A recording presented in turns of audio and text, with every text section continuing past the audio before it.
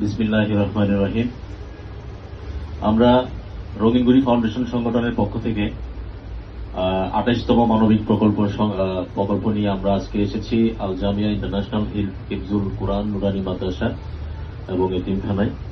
আমরা আজকে এখানে ইফতার করেছি, কোরআনের পাখিদের খেদমতে ইফতার এনেছি।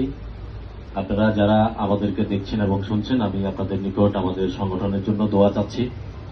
আমরা এই পর্যায়ে আমরা আমাদের মূল অনুষ্ঠান শুরু করতে যাচ্ছি। অনুষ্ঠানের শুরুতে আমাদের মাইনুদ্দিন আমাদেরকে গজল পড়িয়ে শোনাবেন। মাইনুদ্দিনকে আমি গজল পড়ানোর জন্য অনুরোধ করছি। আসসালামু আলাইকুম রহমতুল্লাহ। ডেকে লো রাসূলুল্লাহ রওজা পাকের কিনারে, আমি কেঁদে কেঁদে হই গো সারা,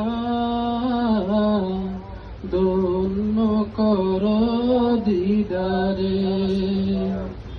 আমি সহিতে পারি না বিরহ জ্বালা, ধন্য কর আমারে। দুই সাথীকে পাশে নিয়ে ঘুমিয়ে আছে নিজুম নিরালায়। দুই সাথীকে পাশে নিয়ে ঘুমিয়ে আছে নিজুম নিরালায়। সারা দাও রাসূলুল্লাহ, ডাকে অদম তোমারে। আমি কেঁদে কেঁদে হই গো সারা, ধন্য কর দিদারে।